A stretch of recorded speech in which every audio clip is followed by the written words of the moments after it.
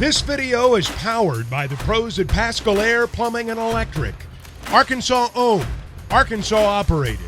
GoPascal.com. Proud of our team for leading for 37 minutes. Obviously, the first basket of the game was a post up to Hawkins, and then after that, I thought we played great basketball. We were able to survive their run in the second half, and obviously 22 for 29 from the foul line. Shooting 76% in a big game, a winner or go home game. John Daly will be happy. He gives me texts after every game about our free throw shooting. So I'm sure John will give me a positive text tonight on our foul shooting. But our rebounding was a big key. It felt like Illinois was so long, so tall, maybe one of the most, if not the most athletic team in the Big Ten. I thought we did a phenomenal job by being +7 on the glass. Okay, again, please silence your phones and no record. Okay, well, maybe everybody could take us. Eric first and Ricky, Devo, just go that way. Obviously, we know holding leads away from home has been an issue, and today you guys closed out the game. What was the key to closing out the game the way you want to close it out? I think I'll speak first, Bob. I think that we've learned a lot. this is a team that's still growing, and I said even before the tournament that I feel like, this is a team that continues to improve. We talk about improvement daily. We work on things daily to try to get better. There's been other teams that maybe, have plateaued. Maybe a couple of our teams at Nevada, we were old, veteran guys, and maybe at some point, we were just trying to save legs. But this team is a team that's of continuous improvement. Yeah, it's been a common theme all year. Letting go at the last minute, losing close games. That happened 5+ times this year. So for me, I just kept looking at the scoreboard, knowing how much we're up, how much time was left, and emphasizing that to my teammates on the floor. And we were just really smart tonight. So, just like they said. And I think the third thing is just wanting to win. I think we all wanted to win. We know we wanted it really bad, and me and Coach Muss and the other guys that's been in this position before has been teaching and preaching like this is going to feel good if we pull it off, And so I'm glad the guys that haven't never experienced it has got this experience, and we're going to get ready for the next game for sure. We're going to go across the aisle on the right side. Please give your name and affiliation. Devo, Ty Richardson, ESPN Arkansas. Hawks stats put out that in 6 of your 9 postseason games, you've had double-digit points. And I know leading up to this, you kind of transitioned to a veteran. What did you feel like clicked for you tonight? Just playing within the flow.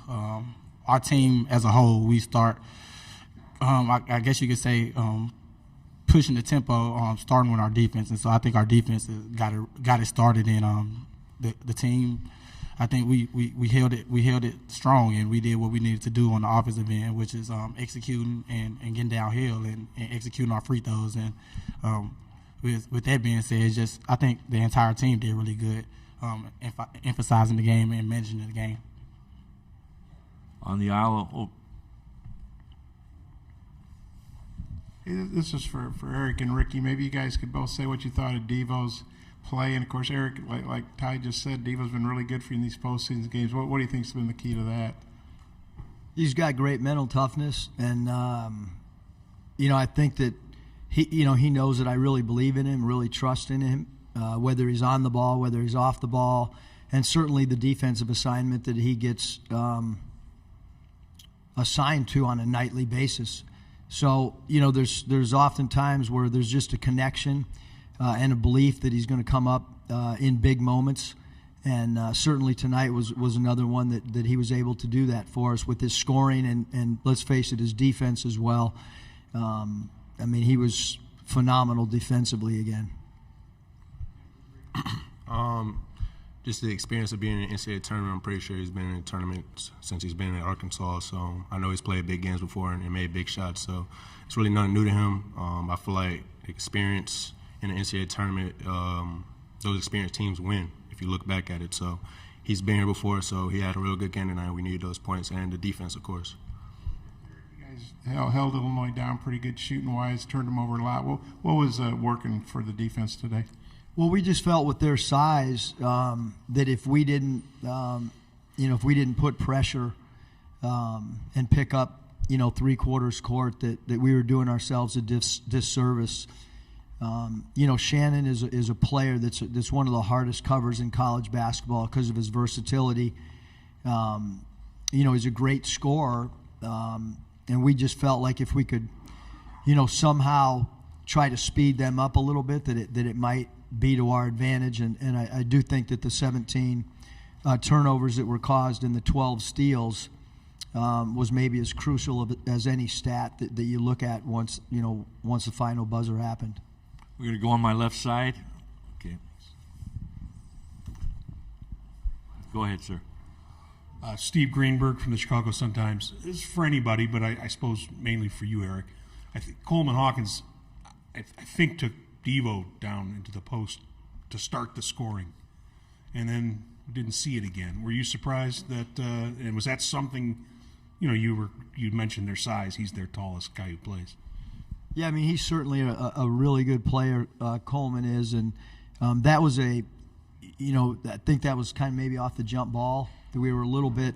Devo was actually assigned to number 0, Terrence Shannon, and somehow we got in a cross match. That's kind of on us, and I thought that Illinois did a really good job of reading that, because obviously Devo's a point guard for us, or an off guard, and we went with a unique lineup. We've kind of been changing lineups based on, and so we were really small. That was actually Ricky's assignment, but Devo somehow ended up on him, and they did a good job reading it. But I don't know if Devo was on, Hawkins again after that possession, because that was kind of a mess up on our part and a really good read on their part. Stay on my left side on the aisle. Go ahead. Eric, Adam Teicher, ESPN. How do you feel like you match up against Kansas? Well, haven't really, I didn't come over early to scout the game. Our belief has always been, I'm coming on the team bus with the players, and just making sure that we were focused for this game and never look ahead. I don't think you can in this tournament. We did have, our assistants were all here and watched the game because we needed to prep. We're ready right now to go have a meeting. The guys they probably already have scouting reports texted to them on their phones. So our staff's ready. I'm not right now. Going to go on my right side. Eric, I think a lot of Arkansas fans identify with Kamani Johnson and the effort that he plays. How do you think he impacted the game immediately from the jump, opening tip? I mean, Kamani played 12 minutes and led the game in offensive rebounds. I think that, if you could just sum it up, you're talking about a player that played 12 minutes and had 4 offensive rebounds. Illinois had 3 as a team.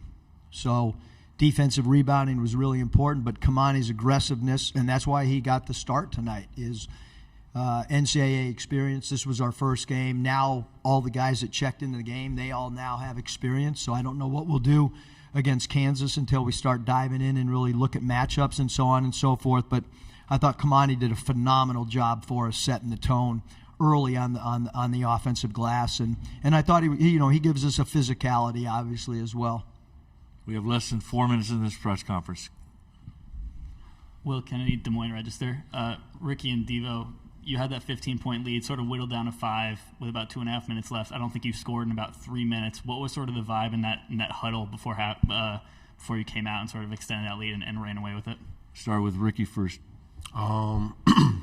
Pretty much just flashbacks. Like I said earlier, we was in this position many times before. We'll be up 10, up 12 halftime, and then it started dwindling down, and the other team takes the lead. So just keeping that mindset, we got to win the game. We all want to win, and just keeping our foot on the gas and not giving up. Coach gave positive energy, and we gave positive energy to each other, so we just didn't let up, and we ended up extending the lead back. Yeah, same as what Ricky said. I think just trying to play hard and get a stop, that's what we really needed. Of course, basketball is all about running, so they made a run, and we just tried to stop it. And I think they made quite a bit of a run, but I think we withheld our lead, and I think we took care of business after their little run they had in the second half. And we had free throws. We're going to go to the left side. Eric, I don't think Jordan had real eye-popping stats points-wise or whatever. But, man, I think you guys were like plus 21 or plus 22. I don't have it in front of me. Plus 22. Plus yep. 22, okay. I'm good at math. Why were you guys plus 22 when Jordan was on the court? He did everything. I mean, he got loose balls. He altered shots.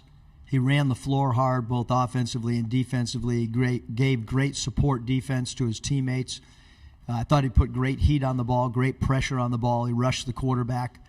I mean, his plus-minus tonight was by far our highest plus-minus while he was on the floor. And, sometimes, you wonder, I mean, he's been a starter for most of the year.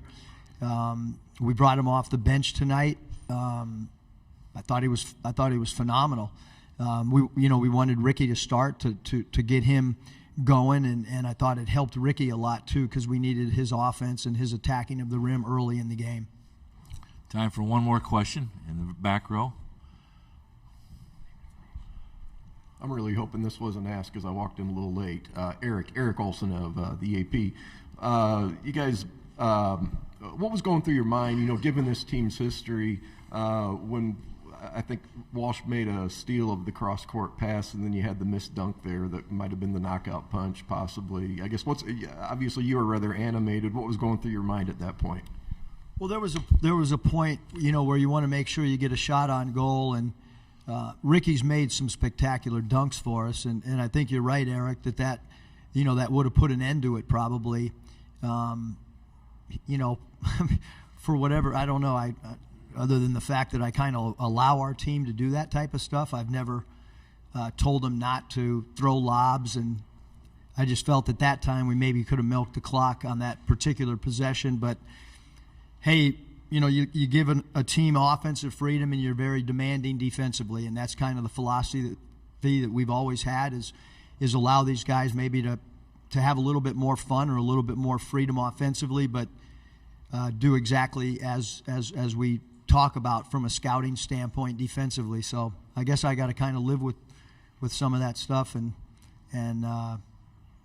hey, we won. So Line remains your number one source for all your sports betting this season. Everything from the NFL and bowl season to esports. You'll find the latest odds, team matchup info, player news, and game trends at BetOnline. BetOnline features live betting, free contests, and live scores for almost any sport or game imaginable. We're the fastest and easiest way to bet on all your favorite leagues and events. Head to betonline.ag to join and receive a 50% welcome bonus on your first deposit. Make sure to use the promo code BELIEVE to receive your rewards. That's BLEAV. BetOnline, where the game starts.